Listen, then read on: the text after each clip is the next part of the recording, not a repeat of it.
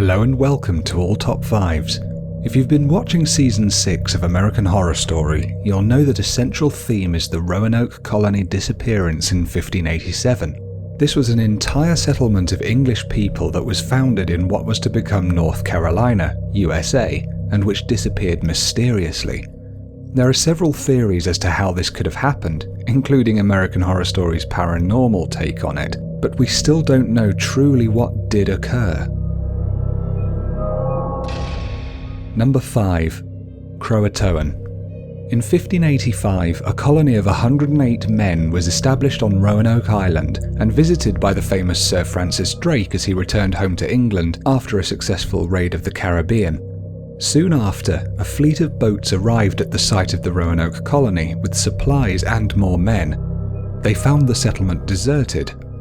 In light of this, in 1587, Sir Walter Raleigh ordered a new group of colonists to change their plans and instead travel via Roanoke to find out what had happened. They too found nothing and decided to settle all 115 colonists on that same site, presumably as it was already built up. John White, whose granddaughter was the first English person born in America, planned a supply run from England and set out for Roanoke. He was delayed because of the war with Spain. After several attempts, he finally arrived 3 years later in 1590, only to find the entire settlement once again completely abandoned, with no sign of any person, struggle, or battle. There was just one clue that White had found. Carved into the side of a stockade post was the word Croatoan. All buildings had been dismantled, as if there had been no hurry in leaving the camp. White had told the colonists to carve a Maltese cross on a tree if they were leaving against their will, but he found none.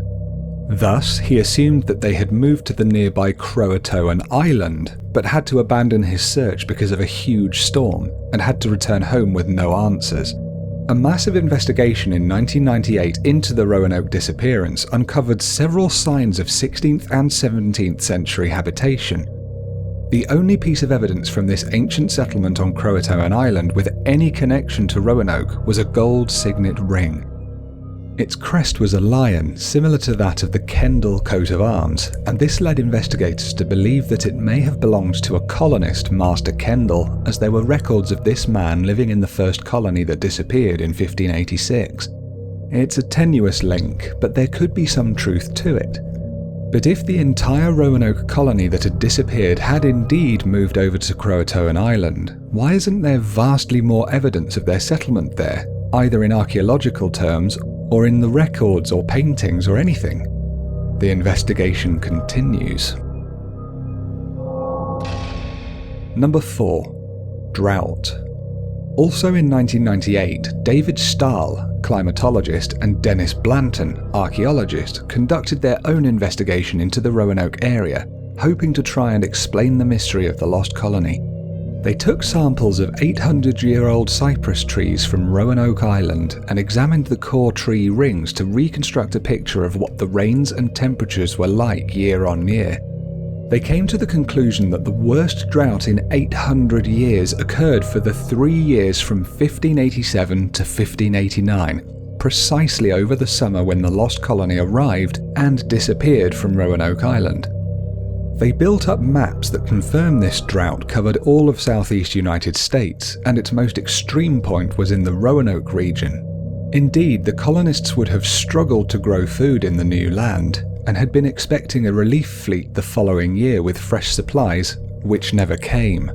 The researchers believe, therefore, that it was likely that nearby tribes may have raided the settlement for food because of the drought, and that the lost colony may have up and left for Croatoan Island or elsewhere as a result. Unfortunately, this theory only gives us one picture of why the colony may have left, not certainty of why or where they went to. Still, it's one more piece of the puzzle that is as yet incomplete. Number 3. Powhatan Slaughter. A later settlement in 1607 called Jamestown, up in Virginia, attempted to get answers regarding the lost colony 20 years before from the local Powhatan tribe. John Smith, leader of the Jamestown colony, questioned the chief of the Powhatan tribe and was shocked when the chief claimed full responsibility for the slaughter of the entire Roanoke colony. He relayed this news back to England, and King James and his court were convinced. In 1610, Jamestown secretary William Strachey wrote the history of Travail into Virginia Britannia, documenting the success of colonizing what was to become Virginia.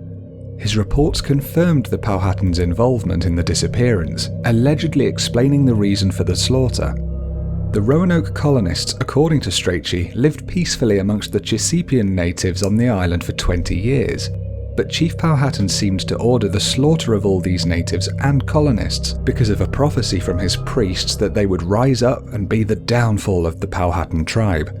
This is obviously a contradiction, as it suggests that the massacre occurred in around 1607, and the colony had already been reported missing 20 years before. Although for centuries this explanation was accepted as the reason for the Lost Colony's disappearance, both Smith's and Strachey's reports were re-examined, and with other evidence, they are now both thought to be referring to two entirely different massacres by the Powhatan tribe, neither of which would have involved the 1587 lost Roanoke colony. One more piece of supposed evidence came to light in the late 1930s, or rather 48 pieces. One stone was discovered by a Californian tourist, and 47 more stones were discovered thereafter by a local farmer, all of which appeared to have been written by Eleanor Dare, daughter of John White and mother to the first English child born in the Americas, if you remember, and member of the Roanoke colony. These stones were addressed to John White, Eleanor's father. The first one read, "Ananias Dare and Virginia went hence unto heaven 1591. Any Englishman shew John White governor via." And on the reverse it said that all but 7 colonists had been killed by savages. The later stones found by the farmer requested revenge against the so-called savages and described the exodus of the lost colony from the original site to a sanctuary in Nakuchi Valley with a local tribe. Although thought to be authentic at first, the stones have been scrutinized by experts over the decades, and the 47 from the local farmer have been decided that they are most likely forgeries, etched with a drill press. However, many do believe that the original stone was genuine and that the slaughter described was likely what had happened, much like the evidence from Smith and Strachey. But it doesn't explain the inconsistencies with the Powhatan tribe, and it doesn't account for the dismantling of houses, lack of signs of a battle, and no trace whatsoever found of any members of the lost colony. Number 2. Virginia Parr's Map. Possibly the most mysterious clue of all, this map was drawn up by John White when he first visited Roanoke Island in 1585. It has been kept in the British Museum in London since 1866. In 2011, a study of the map by historians revealed that 2 areas of this map had been patched over. This patching was done around the time the map was made, as the paper was the same type. It couldn't be removed, of course, but the museum investigated in other ways. When viewed on a light box, you can see through beneath the patches, and under one of them lies a big symbol, a large square with long pointed corners, containing a similar shape of a different colour within. It's not really a symbol seen before on maps such as this, and was presumed by many to represent a fort, probably. This has led many historians to suggest that the Roanoke colonists may have relocated to this new location. What is the symbol supposed to be? And why did John White cover it up to obscure it soon after including it on his map? Is it credible that it might represent a planned fort that was cancelled? And is it credible that, for whatever reason, the lost colony members relocated to it?